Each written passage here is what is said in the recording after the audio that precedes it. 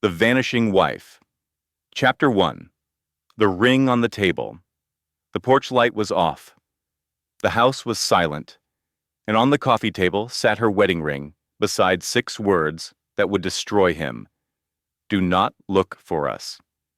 He spent Christmas Eve with his mistress in Aspen, while his wife discovered everything.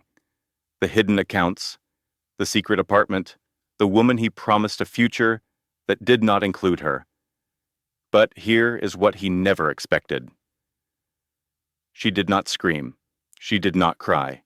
She simply vanished with their 8-month-old twins before sunrise. What happens next will leave you speechless. Before we continue, I want to share something important with you. This story is not just entertainment. It is a survival guide disguised as drama.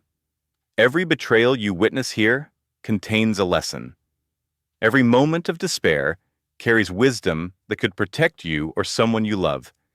Because here is the truth nobody tells you. The signs of a manipulator are almost invisible until you know what to look for. And by the time most women realize what is happening, they have already lost everything. So pay attention, not just to what happens, but to why it happens. The red flags Meredith missed, the tactics Garrett used, the moments where one different choice could have changed everything. This knowledge could save your life, or the life of someone you care about. If stories about karma, justice, and women who refuse to be silenced speak to your soul, hit subscribe and stay until the very end. Trust me, you will not regret it. Now, let us begin. Chapter 2. The Perfect Lie. The nursery was empty now. Meredith Caldwell stood in the doorway, holding 2 tiny Christmas stockings embroidered with snowflakes and reindeer. Her fingers traced the names stitched in silver thread. Emmett, Nora, her babies, her whole world. She whispered into the silence, her voice breaking on every word.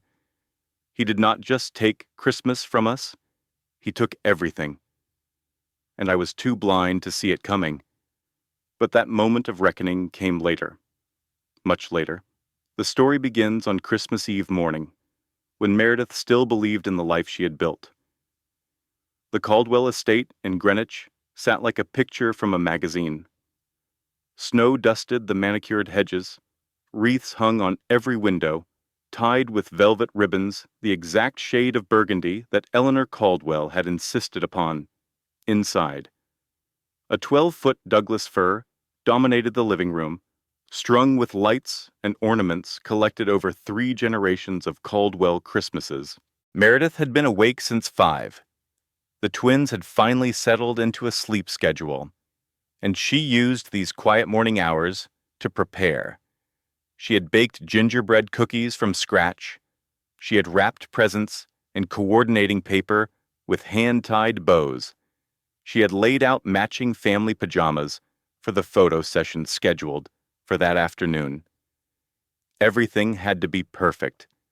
It always did.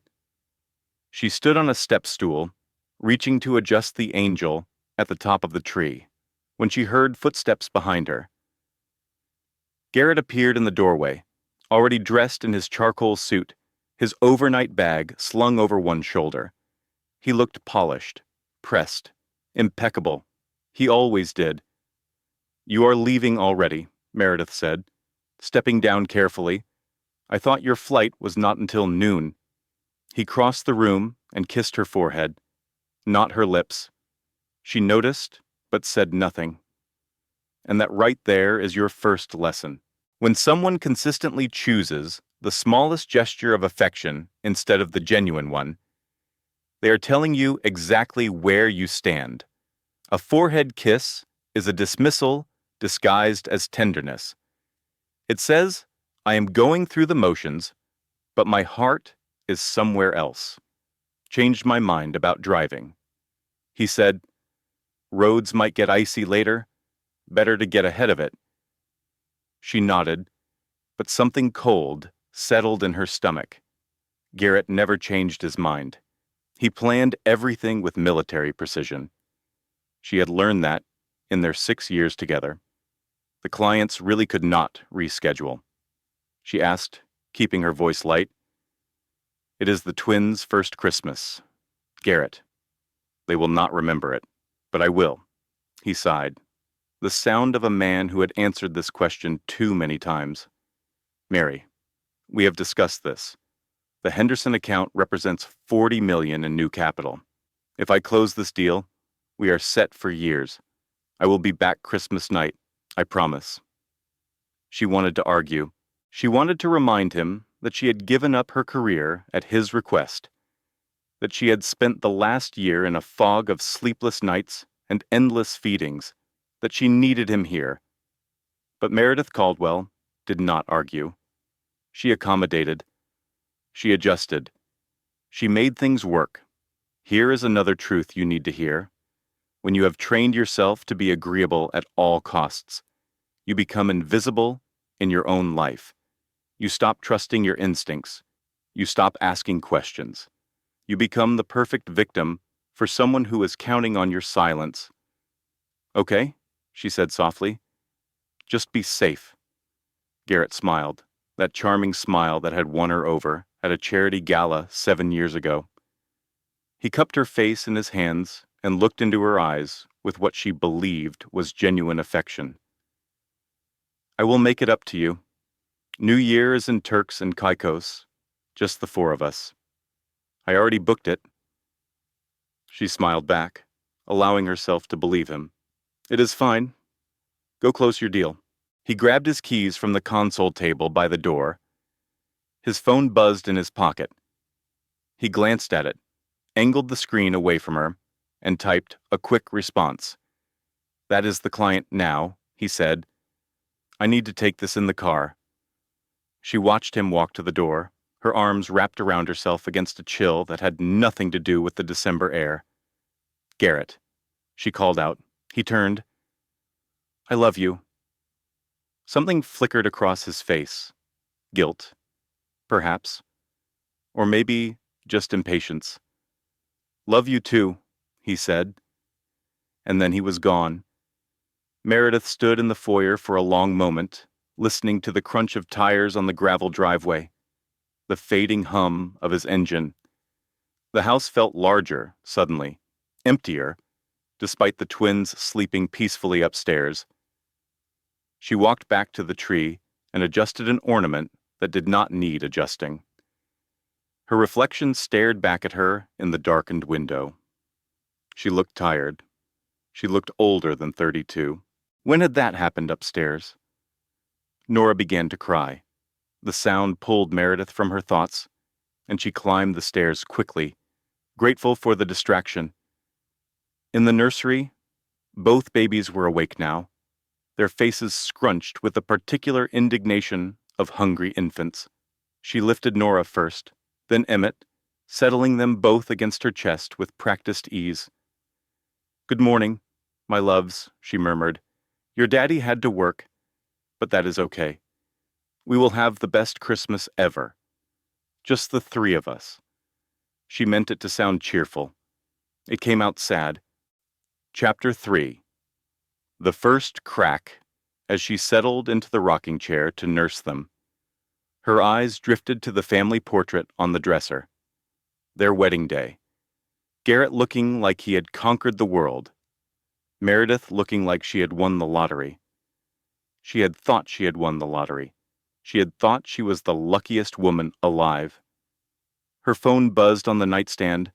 She reached for it awkwardly, one-handed, expecting a message from Garrett. It was from Suzanne, her best friend from college. Merry Christmas Eve, Mama. How are the munchkins? Meredith typed back with her thumb. Perfect. Garrett had to fly to Aspen for work. Again, 3 dots appeared, then vanished, then appeared again. Finally, the message came through. Aspen for work. In December. Something about the question made Meredith's stomach tighten. She typed back quickly. Client meeting. Big deal. You know how it is. Suzanne's reply was immediate. Sure. Call me later. Pay attention to what just happened.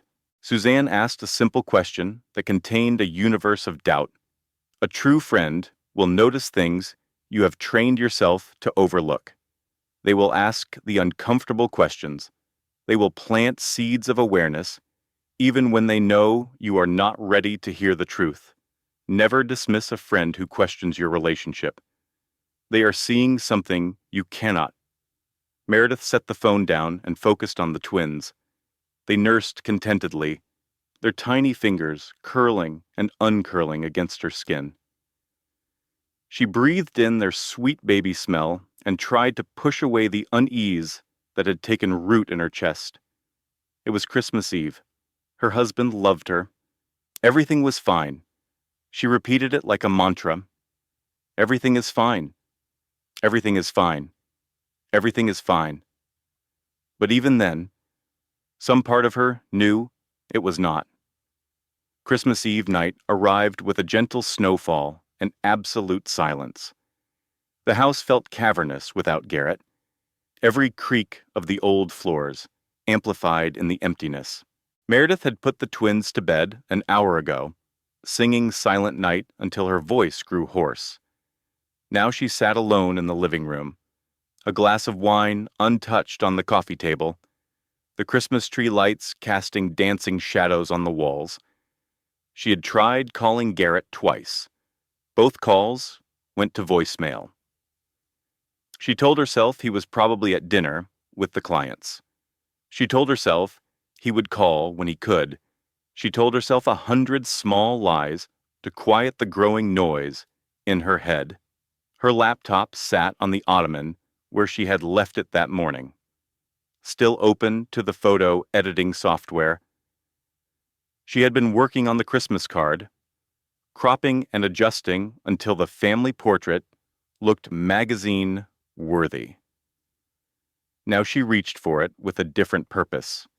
She wanted to upload the photos from the twins' first snow day to the family cloud drive.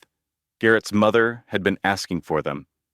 It was a simple task, something to occupy her hands while her mind spiraled. She opened the browser and navigated to the cloud storage.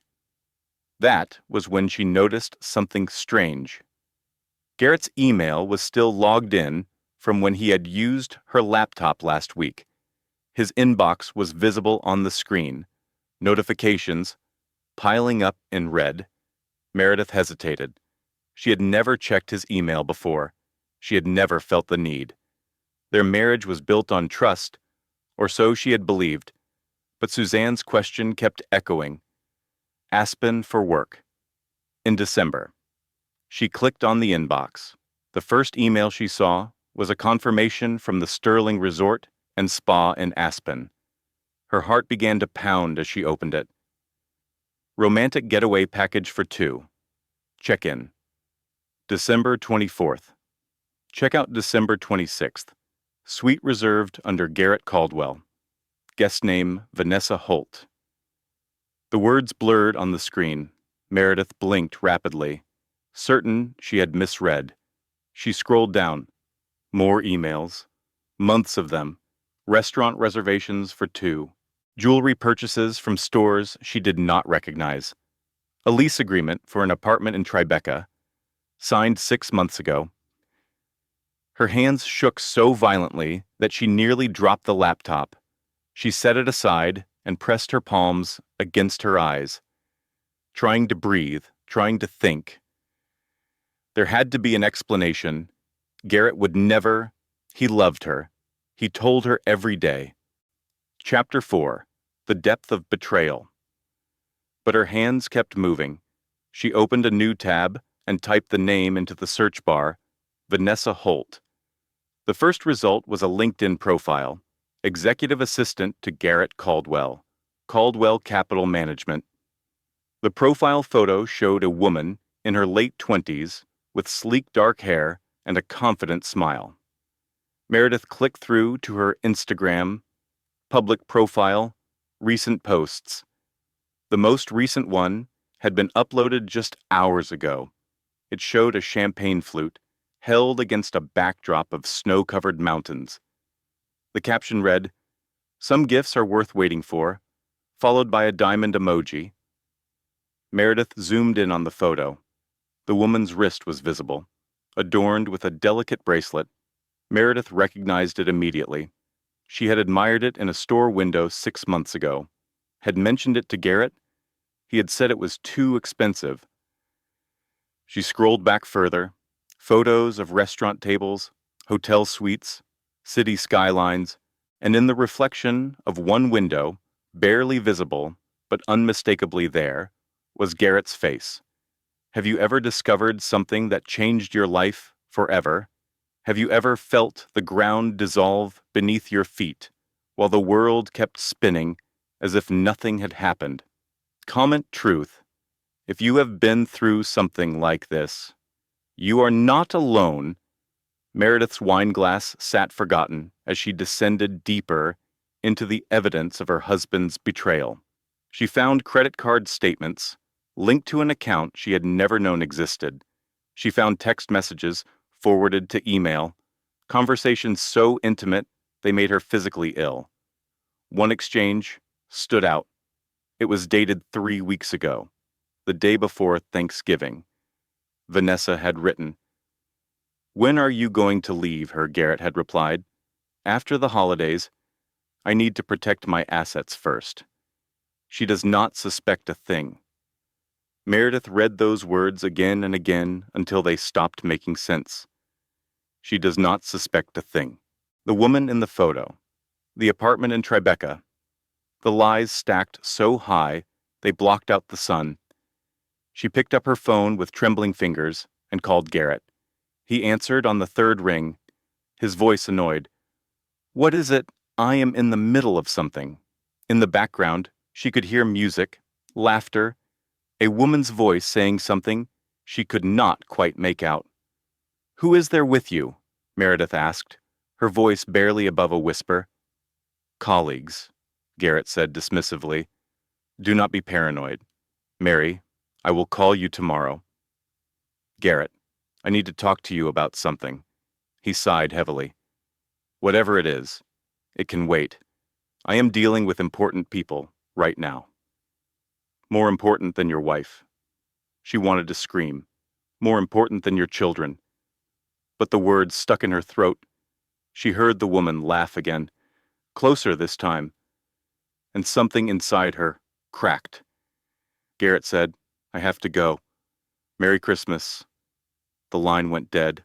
Meredith sat perfectly still for a long moment. The Christmas tree lights blinked on and off in their programmed rhythm, oblivious to the destruction unfolding before them. Then she stood, walked upstairs, and entered the nursery. The twins slept peacefully in their cribs, their faces soft and untroubled. She lowered herself to the floor between them and pulled her knees to her chest. The tears came then, silent and relentless. She cried until her body ached, until she had nothing left. She cried for the marriage she thought she had, for the man she thought she knew, for the future she had imagined, now dissolving like snow on warm pavement. When the crying finally stopped, something else took its place, not grief, not anger, clarity. And here is perhaps the most important lesson in this entire story. There comes a moment in every crisis when grief transforms into something harder, sharper, more useful. Some women never reach that moment. They stay trapped in the pain, paralyzed by betrayal, unable to move forward. But the women who survive, the women who thrive, they learn to use their pain as fuel. They learn that clarity is a gift wrapped in suffering. They learn that the moment you stop asking, "Why me?" and start asking, "What now is the moment your life truly begins again?" Meredith reached that moment on the floor of her nursery, surrounded by the soft breathing of her children, in the ruins of everything she thought she knew. She reached for her phone and dialed Suzanne's number. Her friend answered on the first ring. "Mary." "What is wrong?" Meredith's voice came out steady, steadier than she felt. "I need your help. Garrett has been lying to me. About everything." Chapter 5. The Escape. Suzanne arrived at the Greenwich estate before dawn on Christmas morning, her car packed with essentials and her legal mind already working through the options. She had not slept after Meredith's call. Neither had Meredith. They sat at the kitchen table while the twins still slept, speaking in hushed voices as the first gray light of Christmas Day seeped through the windows. "Show me everything you found," Suzanne said, her tone all business despite the early hour. Meredith slid the laptop across the table. She had spent the night downloading files, screenshotting conversations, building a dossier of her husband's betrayal. It was not the Christmas she had imagined, but it was the Christmas that would save her life. Suzanne scrolled through the evidence in silence, her expression growing darker with each revelation: the apartment lease, the jewelry receipts, the text messages, planning a future that did not include Meredith. Finally, she looked up. "This is bad. This is really bad. I know. No, Mary, you do not understand. These financial transfers. He is hiding money. A lot of money. If he is planning what I think he is planning, you need to move fast." Meredith wrapped her hands around a mug of cold coffee. "What do you mean?" Planning Suzanne leaned forward. "Men like Garrett do not just leave. They prepare. They position themselves to come out on top. By the time the wife finds out, all the money is gone. The prenup is airtight, and she is left with nothing." "We did not have a prenup," Meredith said quietly. "He said he trusted me." Suzanne's laugh was bitter. "Of course he said that. He knew exactly what he was doing. A prenup would have protected you. Without one, he can claim whatever he wants in the divorce. But it also means you are entitled to half of everything. If you can prove it exists, remember this: financial abuse is often the most overlooked form of domestic control. A partner who isolates you from money, who makes financial decisions without your input, who hides accounts and assets, is not being private. They are building a prison around you. Know your finances, demand transparency, and if you cannot get it, that tells you everything you need to know." Meredith stared at the evidence on the screen. "So what do I do?" Suzanne did not hesitate. "You leave. Today. Right now. Before he comes back and realizes you know. Leave and go where my family has a cabin in Vermont. It has been empty for years. No paper trail. No one knows about it except family." Meredith shook her head slowly. "I cannot just disappear with the twins. That is kidnapping. It is not kidnapping if you are their mother and there is no custody order in place. You have every right to take your children wherever you want. What you do not have is time." The words hung in the air between them. Meredith looked around the kitchen she had designed herself, at the custom cabinets and marble countertops and professional-grade appliances. She had built this home. She had made it beautiful. But it had never really been hers. "If I leave," she said slowly, "everything changes. There is no going back." Suzanne reached across the table and took her hand. "Do you want to go back to a man who has been lying to you for months, who has another woman waiting in an apartment you did not know existed?" Meredith thought about Garrett's face in that reflected window, the champagne, the diamond bracelet. She thought about his voice on the phone, annoyed and dismissive, treating her like an inconvenience. "No," she whispered. "I do not want to go back. Then we need to move." They worked quickly and quietly. Meredith packed the essentials, following Suzanne's precise instructions: birth certificates, passports, social security cards, the twins' medical records, her grandmother's jewelry. The only thing that was hers, alone. She did not pack clothes. She did not pack memories. She packed only what mattered: This is critical information that could save your life someday. If you ever need to leave quickly, here's what you must have: identification documents for yourself and your children, birth certificates and social security cards, medical records and prescription information, any jewelry or small valuables that are yours alone, cash, as much as you can access without raising suspicion, a burner phone purchased with cash, and copies of all financial documents you can find. Keep these things somewhere your partner does not know about: a safe deposit box, a trusted friend's house, somewhere you can reach in an emergency. Pray you never need them, but have them ready just in case. Suzanne handled the logistics: cash withdrawal from an ATM using Meredith's personal account, one Garrett rarely monitored, a burner phone purchased at a convenience store, a route planned through back roads to avoid any possible surveillance. As Meredith loaded the last bag into her car, she paused in the doorway of the living room. The Christmas tree still glowed, its lights blinking in their endless programmed rhythm. The stockings still hung above the fireplace.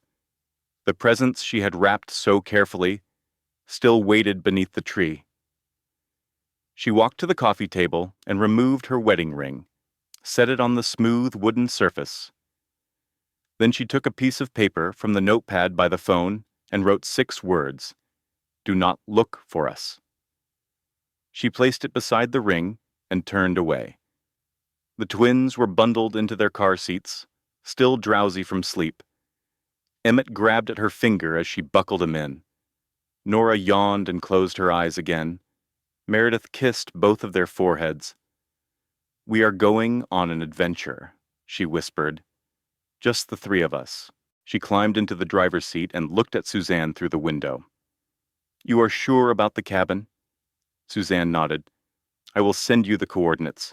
Do not use your regular phone. Do not contact anyone from your old life. I will handle things on this end." Meredith nodded. "Thank you. For everything. You can thank me when you are free." Meredith started the engine. She looked once more at the house she had called home for 4 years. The perfect house for a perfect life that had been nothing but a lie. Then she drove away into the gray Christmas morning, leaving everything behind except the only 2 people who had ever truly needed her. Behind her, the snow began to fall again, covering her tracks as if she had never been there at all. Chapter 6. The Hunter's Rage. Garrett Caldwell arrived home on Christmas night to find the porch light dark and the house silent. He noticed immediately. Meredith always left the light on for him. It was one of her small rituals, the kind she insisted upon, despite his indifference. But tonight the porch was shrouded in shadow, and something cold settled in his chest as he pulled into the driveway. The flight from Aspen had been uncomfortable, turbulence bouncing the small plane through snow clouds, while Garrett nursed a champagne hangover and thought about the weekend he had left behind. Vanessa had been disappointed when he insisted on leaving early.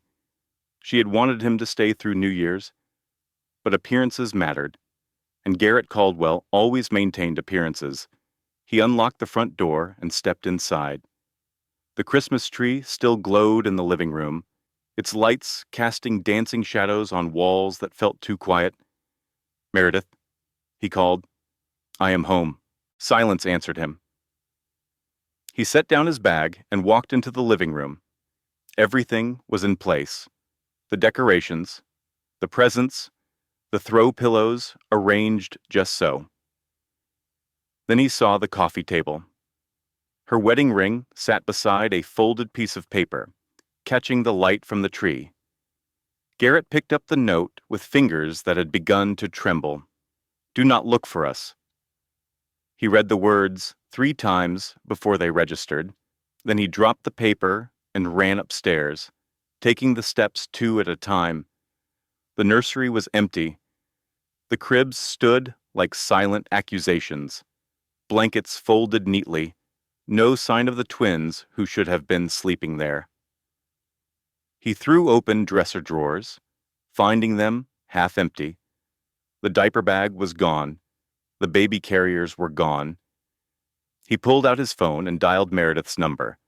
It rang once and went straight to voicemail. He called again. Same result.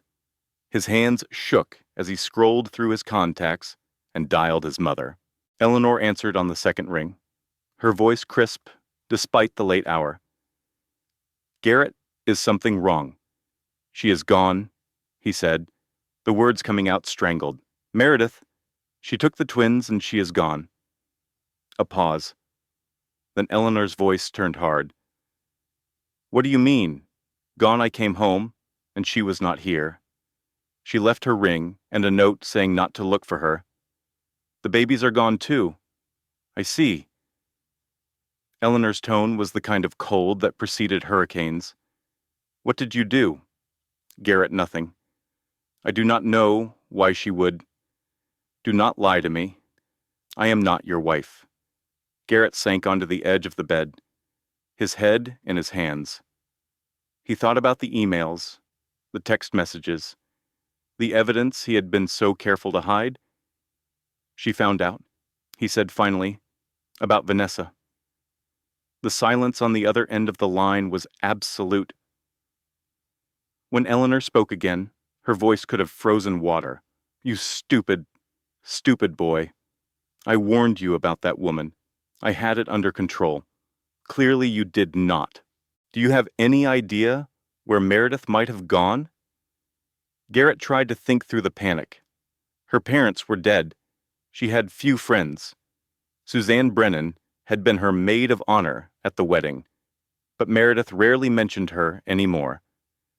"Maybe Suzanne," he said. "They were close in college. Then find Suzanne and find out what she knows. I will make some calls. We need to get ahead of this before it becomes a scandal. Watch this carefully. This is how predators respond when they lose control. There is no remorse, no self-reflection, no concern for the wife he betrayed or the children he abandoned on Christmas.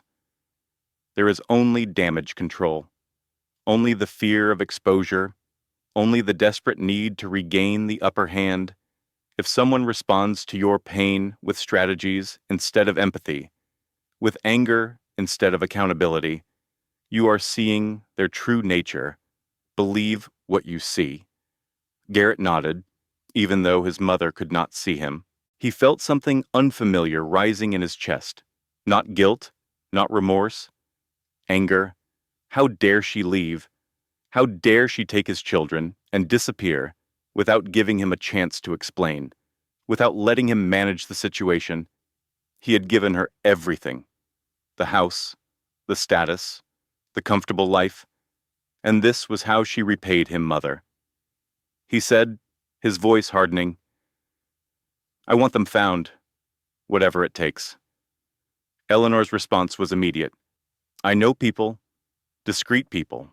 We will handle this."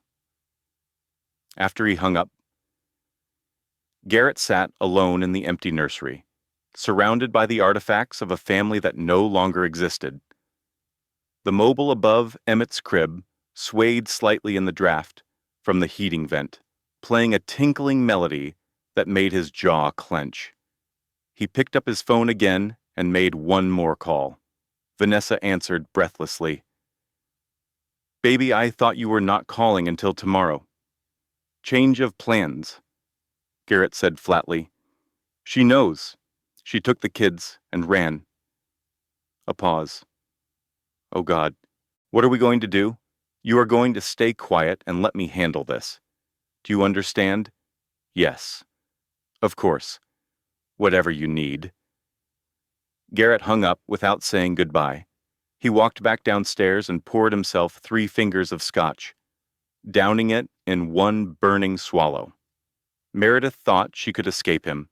She thought she could take his children and disappear into the night like he was some ordinary man she could simply leave behind. She was wrong. Garrett Caldwell did not lose. Not in business. Not in life. Not in marriage. He picked up his phone and made one final call, this time to a man who specialized in finding people who did not want to be found. "I need your services," he said. "My wife has taken our children. I need to know where she is within 48 hours." The man on the other end quoted a price. Garrett did not hesitate. "Done. Whatever it takes." He hung up and stared at the Christmas tree, its cheerful lights suddenly obscene in the wreckage of his perfect life. She would learn. They all learned eventually. Nobody walked away from Garrett Caldwell. Chapter 7. Sanctuary and Hope. The cabin in Vermont sat at the end of a dirt road that had not been plowed in years. Snow buried the driveway up to the wheel wells, forcing Meredith to park 50 yards from the front door and carry the twins through knee-deep drifts. By the time she got them inside, her legs ached and her lungs burned from the cold. But the cabin was solid, dry, safe. Suzanne's family had owned this property for 3 generations. It was rustic, with no Wi-Fi and spotty cell reception, but it had running water, a working fireplace, and enough canned goods in the pantry to last weeks. Meredith set the twins down on a worn couch and looked around at her new life. The first 3 days passed in a blur of feeding schedules and sleepless nights, and the kind of bone-deep exhaustion that made thinking impossible. She kept the curtains drawn. She jumped at every sound. She checked the locks obsessively before bed, but slowly, incrementally, something began to shift. On the 4th morning, she woke to sunlight streaming through a gap in the curtains and the sound of Emmett laughing in his portable crib. Nora was awake too, babbling contentedly at the ceiling. Meredith lay still for a moment, listening to her children exist in this quiet, hidden place. For the first time in months, she felt something she almost did not recognize: peace. Suzanne arrived that afternoon, her car loaded with supplies and legal documents. She stomped the snow off her boots and pulled Meredith into a tight hug before saying a word. "You look better," she said finally. "Less like a ghost. I feel better. It is strange. I thought I would fall apart out here." Suzanne set a stack of folders on the kitchen table. "That is because you have been falling apart for years. You just did not notice because you were too busy holding everything else together." That statement deserves a moment of reflection. How many of us spend our lives so focused on maintaining the illusion of perfection that we do not notice we are crumbling inside? How many of us mistake exhaustion for normal, anxiety for responsibility, isolation for independence? Sometimes the only way to see how broken something is to step away from it completely. Distance creates clarity, and clarity creates choice. They sat at the table while the twins napped, spreading documents across the scarred wooden surface. Suzanne had been busy, bank records showing hidden accounts, property deeds Meredith had never seen. Evidence of financial fraud that went far beyond simple infidelity. He has been moving money offshore for over a year. Suzanne explained. Shell companies in the Caymans, investments that do not appear on any joint statements. If he files for divorce tomorrow, he will claim he has nothing. You would walk away with pennies. Meredith stared at the numbers. How much are we talking about? Best estimate 12 to 15 million. Hidden. The amount was staggering. Meredith had known they were wealthy. She had not known they were this wealthy. "There is more," Suzanne said carefully. "I did some digging into Vanessa Holt. She is not just his assistant. She has been on his payroll for 3 years at a salary that does not match any job description I can find." "What do you mean?" "I mean she is getting paid for something other than scheduling his meetings, and based on the apartment lease, I think she has been waiting for him to leave you for a long time. Meredith felt sick. All those business trips, all those late nights at the office. She had trusted him completely, and he had used that trust like a weapon against her. What do we do? She asked. We build a case. Suzanne replied. We document everything. And when the time is right, we bury him in court. For the first time since Christmas Eve, Meredith felt something other than fear and grief. She felt the first stirring of anger, hot and clarifying. She looked at the evidence spread across the table. Then she looked at Suzanne. Tell me what you need from me. They worked for hours, organizing documents and outlining a strategy. Suzanne explained the legal options in terms Meredith could understand: divorce proceedings, asset discovery, custody considerations. By the time they finished, the sun had set and the twins were awake again, hungry and demanding attention. Meredith fed them while Suzanne made dinner from the canned goods in the pantry. Later, with the babies settled and the fire crackling low, they sat together in the quiet darkness.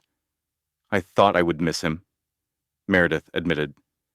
The house, the life, but I do not. You miss the idea of what it was supposed to be? Suzanne said. Not what it actually was? Meredith nodded slowly. I keep thinking about all the signs I missed. All the times I told myself I was being paranoid or ungrateful. That is not your fault. He was good at lying. He really was. They were silent for a moment. Then Suzanne said, You know he is looking for you. His mother has connections, money, resources. I know.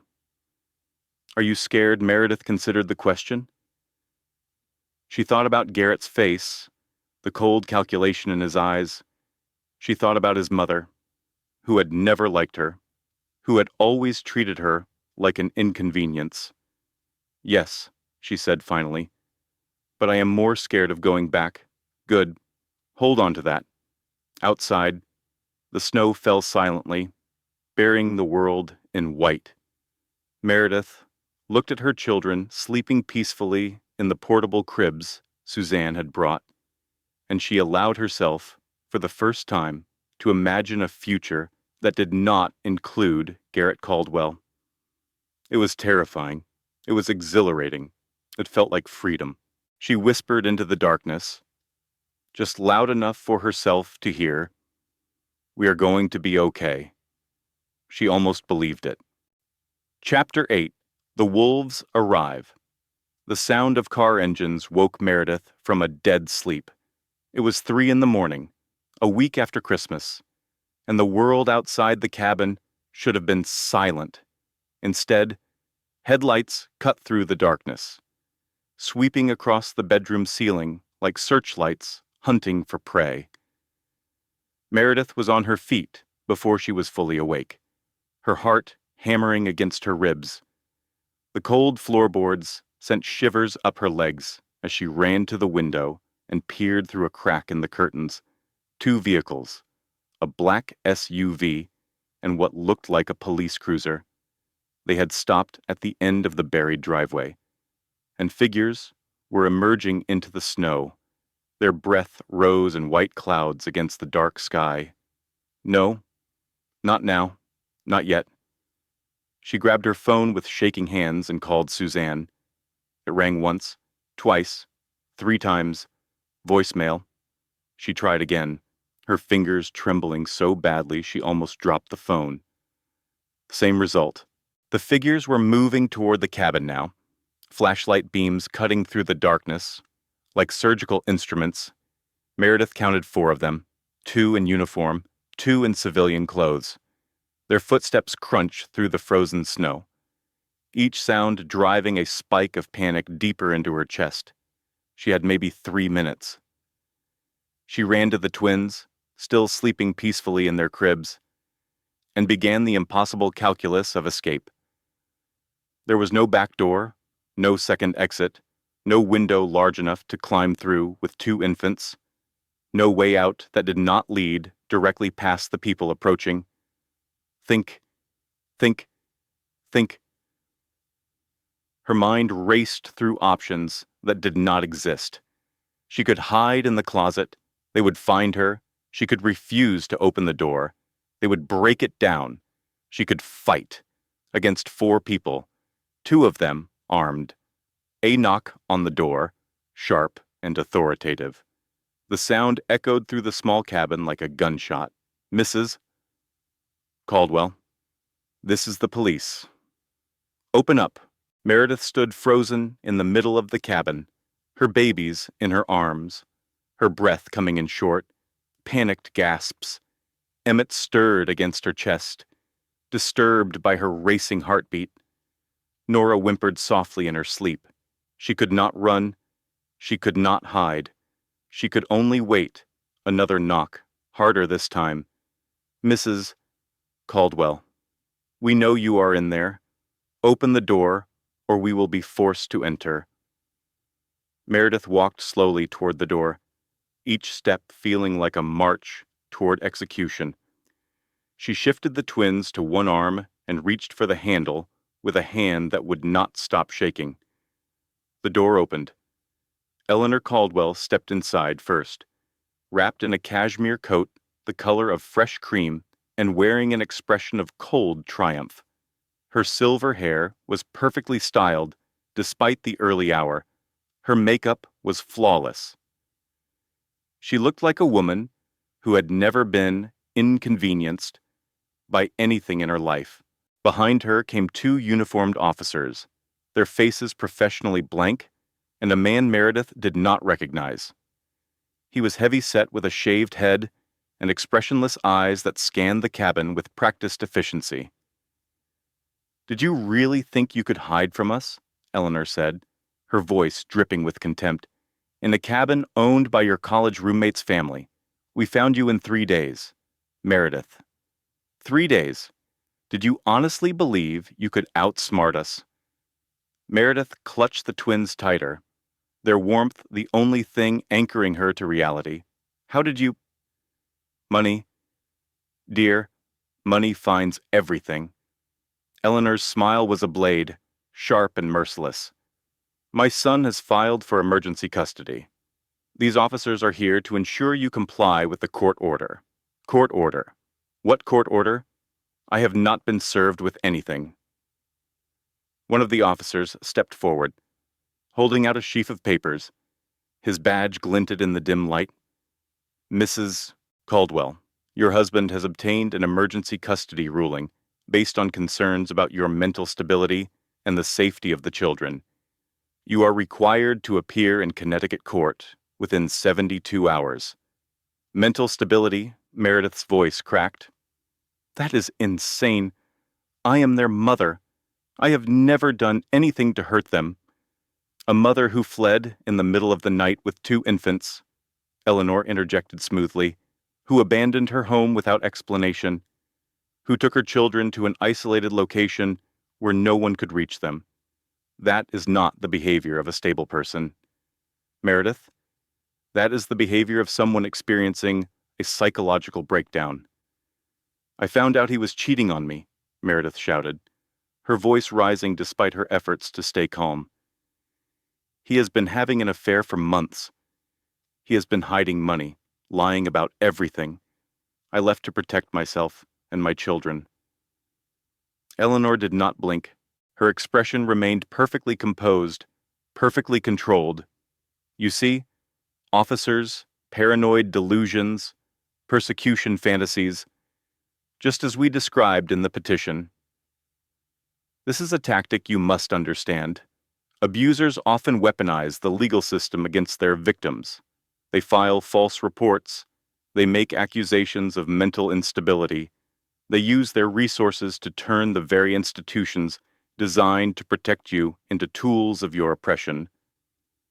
If this ever happens to you, document everything. Save every email, every text, every voicemail. Get your own lawyer immediately. Preferably one who specializes in high-conflict custody cases. And never, ever believe that the truth alone will save you." In a system built on money and power, you need evidence, strategy, and allies. The heavy-set man spoke for the first time, his voice flat and professional. Mrs.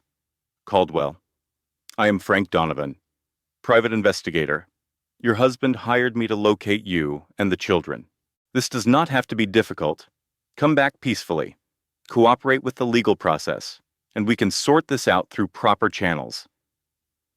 Meredith looked at him, at the officers, at Eleanor.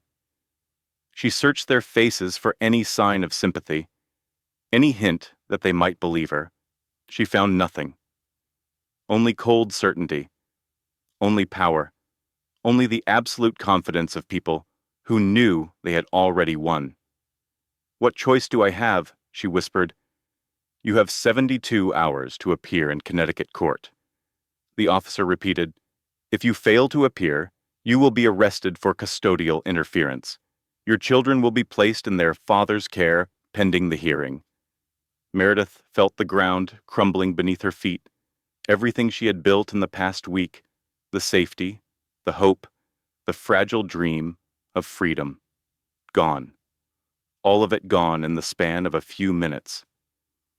Eleanor stepped closer, her perfume expensive and suffocating in the small space. Her voice dropped to a poisonous whisper that only Meredith could hear. Come home quietly, and maybe Garrett will be merciful. Make this difficult. Fight us in court. Drag this into the public eye, and I will personally ensure you never see those babies again. Do you understand me? Meredith looked down at Emmett and Nora, their faces peaceful in sleep despite the chaos surrounding them. They had no idea that their futures were being decided by people who saw them as possessions rather than people. She thought about fighting. She thought about running. She thought about screaming until someone, anyone, believed her. But Eleanor was right. Money found everything. And Meredith had nothing. No resources, no connections, no power. Fine, she said, the words scraping her throat like broken glass. I will come back. Eleanor smiled that razor smile. I knew you would see reason. You always were a practical girl. As the officers supervised her packing, as Donovan loaded her bags into the SUV, as Eleanor cooed over the twins, like they were prizes she had won at an auction, Meredith made a silent vow. This was not over. She had lost this battle, but the war had just begun, and she would burn everything to the ground before she let them take her children. Chapter 9. The rigged court, the Greenwich family courthouse, was a gray stone building with tall windows and American flags hanging limp in the January cold. Inside, marble floors echoed with footsteps and hushed voices, and the air smelled of old paper and institutional cleaning products. Meredith sat on a wooden bench outside courtroom 3, her hands folded tightly in her lap. Suzanne was beside her, reviewing documents with barely contained fury. This is wrong, Suzanne muttered. Judge Harrison Webb has been a family friend of the Caldwells for 30 years. He was at their wedding. For God's sake, he should recuse himself. He will not, Meredith said flatly. They have thought of everything. I can file a motion. It will be denied. Then we appeal. With what money? Suze, I have nothing. He froze all the accounts. Suzanne looked at her friend, and for the first time since this nightmare began, Meredith saw doubt in her eyes, real fear about what they were up against. The courtroom doors opened. A bailiff stepped out and called their case number. Meredith stood on shaking legs and walked toward her fate. The courtroom was smaller than she had expected, intimate in a way that felt threatening. Garrett sat at the opposite table with his attorney, a woman named Pamela Thornton, whose reputation preceded her like a warning. She was known for destroying opposing parties with surgical precision. Garrett did not look at Meredith. He kept his eyes fixed forward, his posture straight, his expression the perfect portrait of a wronged husband. Behind him sat Eleanor, watching with the cold satisfaction of a snake that had cornered its prey. And beside Eleanor, dressed in modest professional attire that somehow made her look even more beautiful, sat Vanessa Holt. The sight of her nearly made Meredith stumble. She was here, in this courtroom, watching Meredith fight for her children while wearing the evidence of her affair like a trophy. All rise for the Honorable Judge Harrison Webb. The judge entered, a white-haired man with steel-rimmed glasses and an expression that suggested he had already made his decision. He nodded toward Pamela Thornton before even glancing at Meredith's table. We are here today to address the emergency custody petition filed by Garrett Caldwell regarding the minor children Emmett and Nora Caldwell. Mrs. Thornton, please proceed. Pamela stood, her voice smooth and confident. Your Honor, my client is deeply concerned about the welfare of his children. On December 25th, his wife Meredith Caldwell fled the family home in the middle of the night, taking the children to an unknown location without notice or communication. Meredith wanted to scream. She wanted to stand up and tell them all the truth about the affair, about the hidden money, about the years of lies. But Suzanne gripped her arm, a warning to stay silent. We have obtained a psychiatric evaluation, Pamela continued, holding up a document, suggesting that Mrs. Caldwell may be experiencing postpartum psychosis.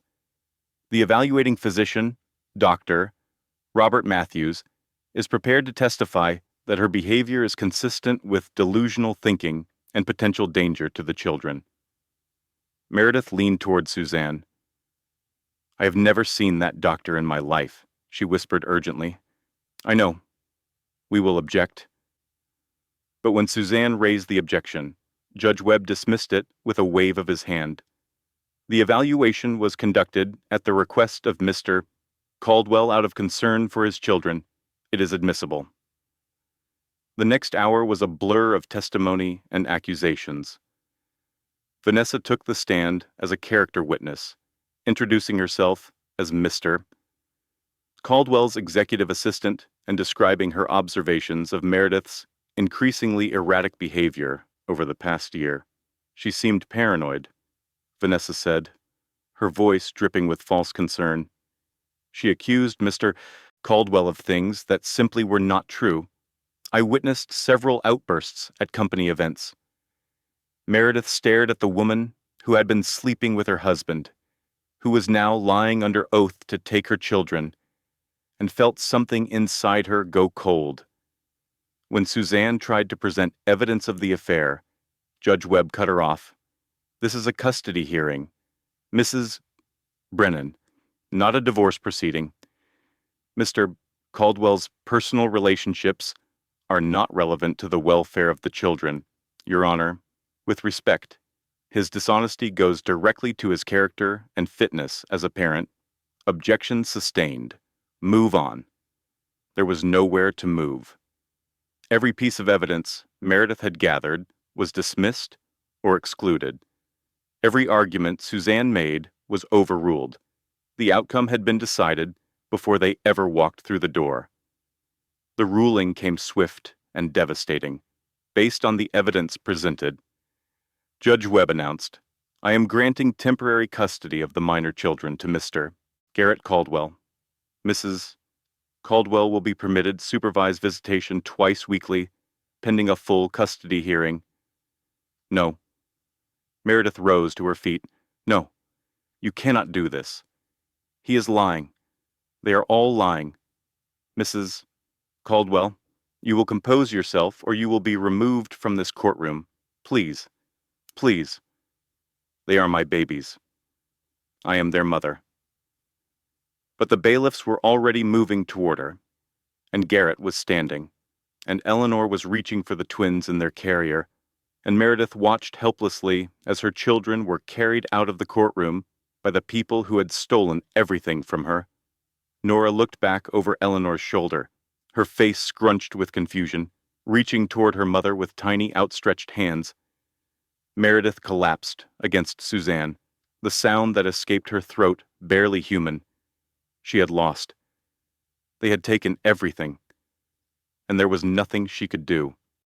Chapter 10. The Sisters Who Survived. The motel room smelled of mildew and despair, wallpaper peeled in the corners like dead skin, and the carpet bore stains Meredith did not want to examine. A watermark spread across the ceiling above the bed, shaped vaguely like a map of somewhere she would never go. But the room was $39 a night, and she had exactly $847 left to her name. 3 weeks had passed since the custody hearing. 3 weeks of supervised visits in sterile visitation rooms, with fluorescent lighting and plastic furniture, where she was allowed to hold her own children for exactly 2 hours, while a court-appointed monitor watched her every move.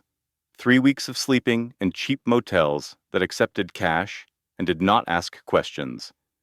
3 weeks of eating gas station food and drinking vending machine coffee and trying to find a way forward when every road was blocked. Garrett's lawyers had been thorough. They had frozen the joint accounts, citing concerns about financial stability. They had challenged her access to the house, claiming it was now a matter for the divorce proceedings. They had successfully argued that her fleeing the state demonstrated poor judgment. They had systematically dismantled every safety net she had ever known, brick by brick, until there was nothing left. And today had brought the worst news yet. Meredith sat on the edge of the sagging bed, staring at the documents Suzanne had couriered to her that morning. The envelope sat open on the nightstand, its contents spread across the faded bedspread, like evidence at a crime scene. Bettina Marshall, Garrett's former secretary and their star witness, had recanted her testimony. In a sworn statement, she now claimed that Meredith had coerced her into making false allegations against Mr. Caldwell. The document was professionally typed, legally binding, and absolutely devastating.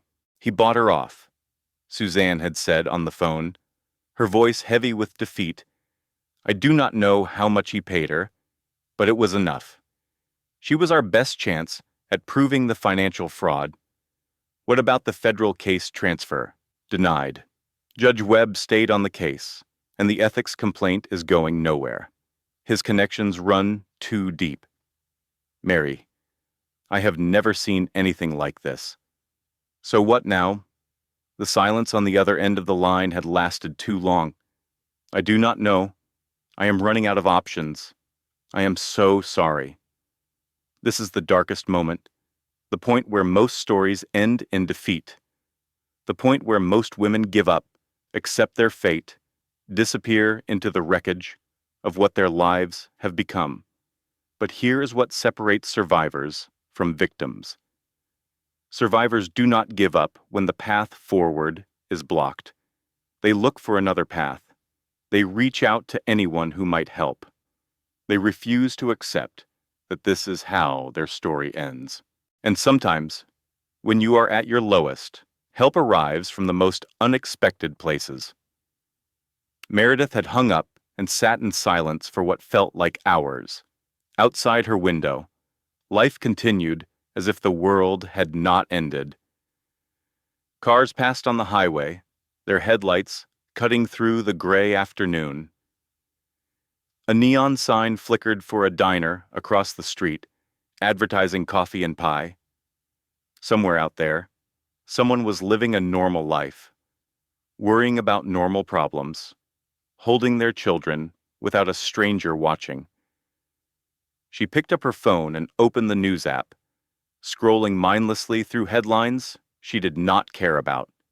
Then the first story made her stomach turn. Caldwell Capital reports record quarter firm announces expansion plans. The photo showed Garrett at a press conference, standing behind a podium bearing his company's logo. He looked confident and successful, and utterly untouched by the destruction he had caused. His suit was impeccable. His smile was radiant. He looked like a man who had never lost anything in his life. And beside him stood Vanessa, her hand resting protectively on a barely visible bump beneath her designer dress. She was glowing, the way pregnant women were supposed to glow, the way Meredith had glowed once before everything fell apart. The caption read, Caldwell, with fiancée Vanessa Holt, expecting their first child together. Meredith read the words again, expecting their first child, as if Emmett and Nora did not exist, as if they were footnotes in Garrett's story rather than the center of hers. She thought about her babies sleeping in Eleanor's house tonight, being fed by nannies and held by strangers. She thought about the 2 hours a week she was permitted to spend with them, supervised and scrutinized and never enough. She thought about giving up. Her phone rang, startling her from the spiral. Unknown number. She almost did not answer. What was the point? More bad news. More lawyers telling her there was nothing they could do. More evidence that the world belonged to people like Garrett, and she was just living in it. But something made her thumb swipe across the screen. Is this Meredith Caldwell? The voice was female, cautious, unfamiliar. There was an echo on the line, like the caller was somewhere large and empty. Who is this? My name is not important right now, but I have something that might be, if this is another reporter looking for a story. I am not interested. I have nothing to say. I am not a reporter. Mrs. Caldwell, I am someone who has been where you are now, someone who survived Garrett Caldwell. Meredith's breath caught. Her hand tightened around the phone until her knuckles turned white. What are you talking about? A pause. When the woman spoke again. Her voice was softer, laden with the weight of old pain. Check your email. I sent you something that will change everything. But be careful. He has people watching you. He always has people watching. How did you get this number? Who are you? Someone who refused to disappear. Read the email. Then call me back. The line went dead. Meredith sat motionless for a long moment, her heart pounding so hard she could feel it in her throat. Then, with trembling hands, she opened her email. There was one new message, no subject line, no greeting, no explanation, just an attachment and a single line of text. He did this to me too. You are not crazy. You are not alone. She opened the attachment. The first document was a psychiatric commitment form from 4 years ago. Patient name Colleen Mercer, admitted by husband Garrett Mercer on grounds of severe depression and delusional behavior. Involuntary hold. Meredith's heart stopped. Garrett had been married before. Eleanor had mentioned it once, dismissively, years ago at a family dinner. A brief marriage that ended tragically when his first wife died in a car accident. Such a shame, Eleanor had said. But some people are simply too fragile for this world. But Colleen Mercer had not died in a car accident. According to these documents, she had been committed to a psychiatric facility by her husband without her consent, held for 6 months, sedated, isolated, released only after agreeing to sign away all claims to marital assets and promising never to contact Garrett or his family again. And then she had simply vanished. Meredith scrolled through the rest of the files with growing horror. Medical records showing treatments she had never consented to, financial documents revealing hidden accounts, court filings that had been sealed and buried, and a letter from Colleen to her sister, never sent, folded into the digital file like evidence. He told everyone I was crazy. The letter read, He had doctors who believed him, judges who owed him favors, lawyers who did whatever he wanted. By the time I realized what was happening, it was too late. He had taken everything: my money, my reputation, my sanity, my identity. If you are reading this, it means I finally escaped. Please, do not let him do this to anyone else. Meredith looked at the date on the documents. 4 years ago. Colleen Mercer had escaped Garrett Caldwell. She had survived. She had rebuilt her life from the ashes of everything he destroyed, which meant Meredith could too. She picked up her phone and dialed the unknown number. It rang once before connecting. "I am listening," Meredith said, her voice steady for the first time in weeks. "Tell me everything." Chapter 11: The Trap. The woman on the other end of the line called herself Catherine now, though that was not her real name.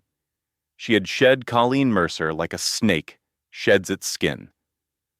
Leaving that identity behind, along with everything Garrett had touched, she lived off the grid, she explained, in a small town in Oregon where nobody knew her history. She had spent 4 years rebuilding her life from nothing, learning to trust again, learning to exist without constantly looking over her shoulder. But she had never forgotten what Garrett did to her. And when she saw the news about his custody battle, about his new wife who had fled with their children, she knew she could not stay silent anymore. "I have been building a case against him for years," Catherine said, collecting evidence, documenting everything. "But I was too afraid to go to the authorities on my own. Why contact me now? Because you are the first woman who fought back. Everyone before you just disappeared. I thought maybe, together, we could be strong enough to bring him down." They talked for 3 hours that first night. Catherine walked Meredith through the evidence she had gathered, the patterns she had identified, the network of corruption that protected Garrett Caldwell from consequences. "There was a woman before me, too," Catherine revealed. Her name was Patricia. She lasted 2 years before he had her committed. And before Patricia, there was a girl he dated in college. She dropped out and moved across the country. Never told anyone why. How many women has he done this to that I know of? At least 4, but I suspect there are more. This is what survivors can do for each other. They can share information. They can validate experiences. They can transform isolation into alliance. If you have survived something terrible, your story has power, not just to heal yourself, but to protect others. When you speak your truth, you give other women permission to speak theirs. And when survivors find each other, they become something the abuser never anticipated. They become dangerous. Meredith felt sick. All those years, all those victims. And Garrett had never faced a single consequence. His money and connections had protected him, turned predation into a pattern, transformed abuse into a system. "What do we do?" she asked. "We go to the one person who has been trying to catch him for years." 2 days later. Meredith sat in a nondescript office building in Hartford, facing a woman named Patricia Cole. She was an FBI agent with sharp eyes and a tired expression, the kind of person who had seen too much to be easily surprised. "Mrs. Caldwell," Agent Cole said, "I have been building a case against your husband for 6 years. Securities fraud, tax evasion, obstruction of justice, but every time I get close, witnesses disappear or recant, evidence goes missing, judges rule in his favor. So you know he is guilty. I know he is dangerous. And I know he has powerful friends who protect him. Then why have you not arrested him?" Agent Cole leaned forward. "Because knowing something and proving something in court are 2 different things. I need testimony, witnesses willing to go on record. And until now, everyone has been too afraid." Meredith thought about Emmett and Nora. about the 2 hours a week she was permitted to spend with them, about Eleanor's smug smile and Vanessa's hand on her pregnant belly. "I am not afraid anymore," she said. They spent the next 3 weeks preparing. Agent Cole coordinated with Catherine, piecing together decades of evidence into a comprehensive case. Meredith wore a wire to her supervised visits, capturing conversations that revealed Garrett's true nature. But the trap they set was elegant in its simplicity. Meredith would reach out to Garrett directly. She would pretend to surrender, to beg for a private meeting where they could discuss the terms of her capitulation. His ego would not allow him to refuse. And when he arrived, confident and gloating, expecting a broken woman begging for scraps, he would find something else entirely. The meeting was scheduled for a Saturday afternoon at a hotel in Stamford. Meredith chose the location carefully, a suite with good acoustics and multiple hidden cameras.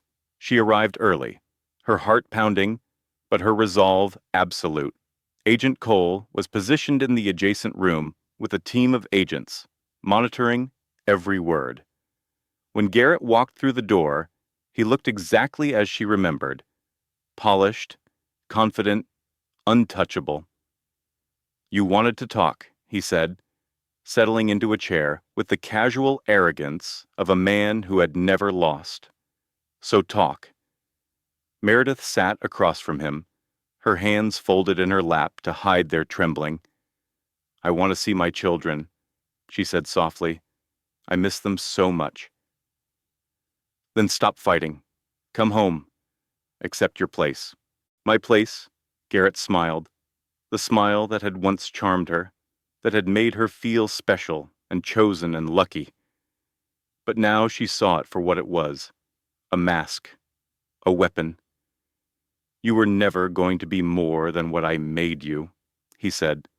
"A pretty face, a good mother, a wife who stayed home and did not ask questions. But you got greedy. Mary, you started wanting things you did not deserve, like honesty, like control, and control is not something I give away." Meredith felt the wire against her skin, recording every word. "What about Colleen?" she asked quietly. "Did she want control too?" The change in Garrett's expression was instantaneous. The mask slipped, revealing something cold and dangerous beneath. "Who told you that name I found out about her?" "Garrett." "About what you did?" He leaned forward, his voice dropping to a whisper. "Colleen was weak, just like you. She could not handle reality, so I helped her disappear. And if you keep pushing, the same thing will happen to you." "Is that a threat?" "It is a promise." Meredith nodded slowly. Then she looked directly into the mirror on the wall, where she knew the camera was hidden. "I think we have everything we need," she said. The door burst open. Agents poured into the room. And for the first time in his life, Garrett Caldwell looked genuinely afraid. Chapter 12: Justice and Healing. The arrest of Garrett Caldwell made headlines across the country. News cameras captured him being led out of the Stamford Hotel in handcuffs, his face a mask of disbelief and fury. The images played on every channel, shared across every social media platform, dissected by every cable news commentator. Hedge fund manager arrested on multiple federal charges. FBI takes down Wall Street predator. Women come forward in Caldwell case. The charges were extensive: securities fraud, tax evasion, falsifying psychiatric commitments, conspiracy to deprive civil rights. And when Catherine came forward, followed by Patricia and 2 other women Meredith had never known existed, the case became something larger than any single prosecution. It became a reckoning. Agent Cole had warned Meredith that the legal process would be slow, that there would be hearings and depositions and appeals. That Garrett's lawyers would fight every charge with every resource at their disposal. But some battles were won before they even went to trial. 3 days after the arrest, Vanessa Holt was photographed trying to board a flight to the Cayman Islands with $200,000 in jewelry and a suitcase full of cash. She was stopped by customs, arrested for receiving stolen property, and Perp walked through the airport in the same designer heels she had worn to the custody hearing. Her mugshot appeared beside Garrett's on every news broadcast, mascara running, hair disheveled, eyes wild with the particular terror of someone whose carefully constructed fantasy had collapsed, and the pregnancy that had been announced with such fanfare it never existed. Medical records revealed that Vanessa had falsified her condition to secure her position, betting everything on a man who was now radioactive. There is a lesson here about the people who align themselves with abusers.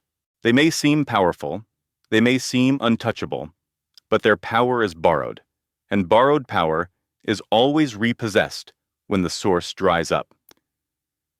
Vanessa had traded her integrity for access to a wealthy man. She had helped destroy another woman's family. She had lied under oath.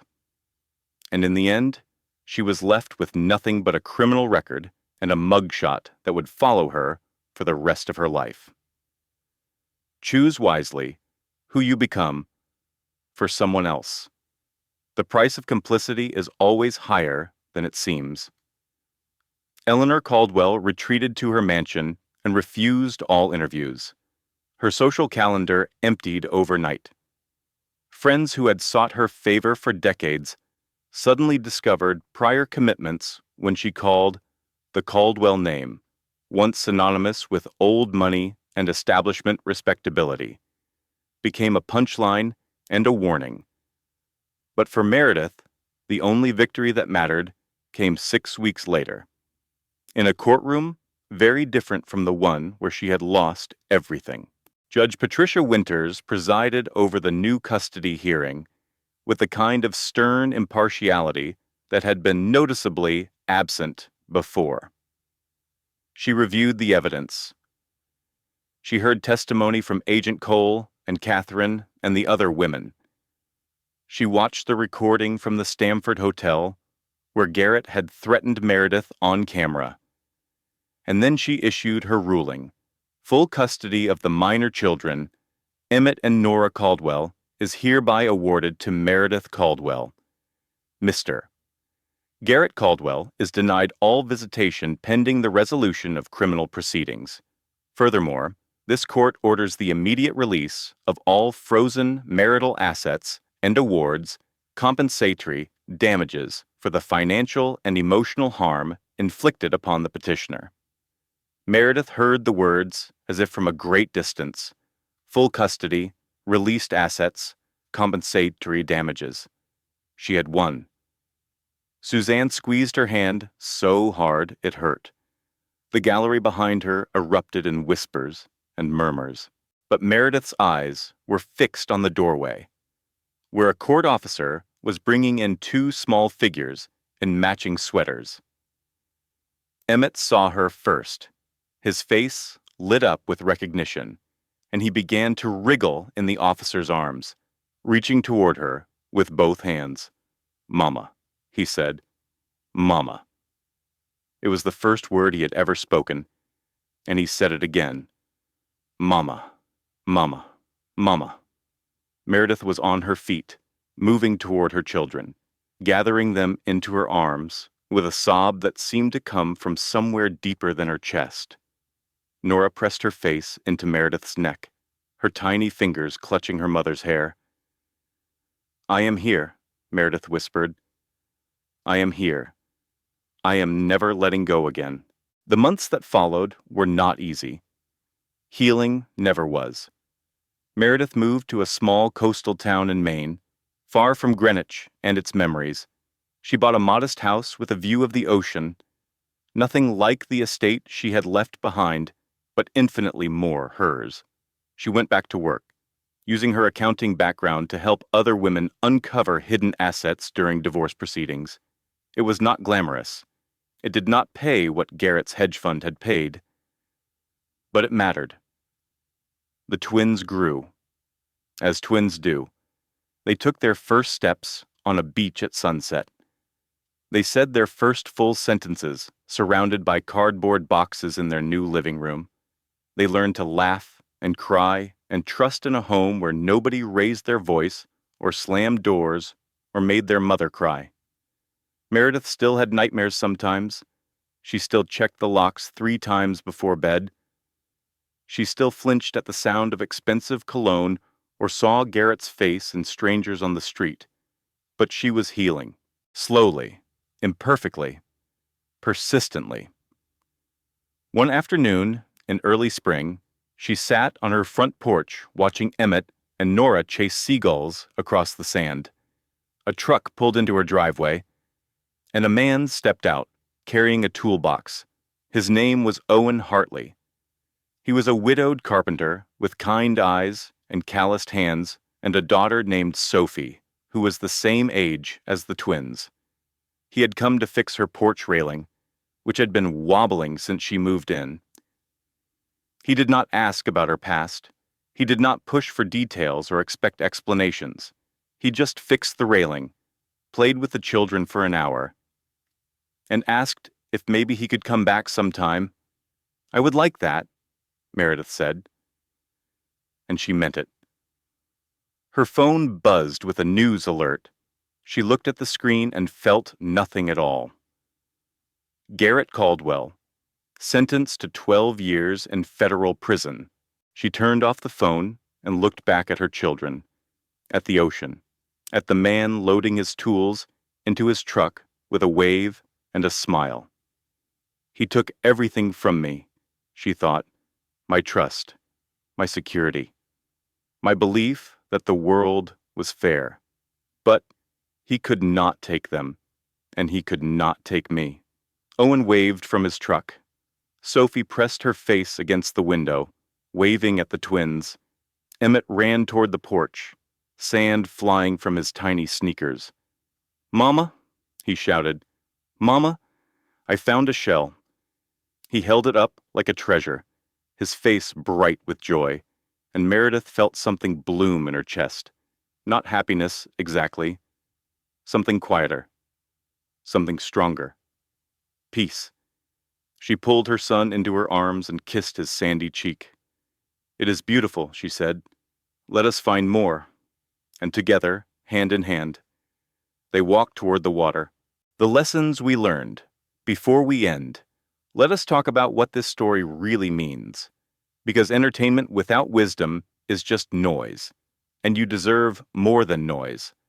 Lesson 1, trust your instincts.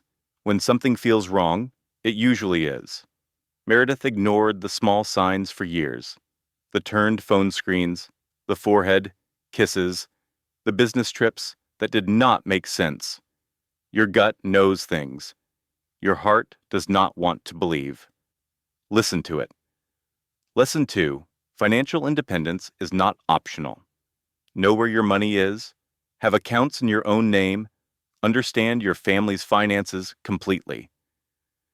Garrett was able to weaponize money because Meredith never questioned the arrangement. Do not make that mistake. Lesson 3. Isolation is the predator's greatest tool. Garrett systematically reduced Meredith's world until she had almost no one left but him. Maintain your friendships, stay close to family, keep your support network strong, even when it feels inconvenient. Lesson 4. Document everything. If you ever find yourself in a situation where your word is pitted against someone with more power and resources, documentation is your lifeline. Save emails, screenshot texts, keep a private journal. Evidence is protection.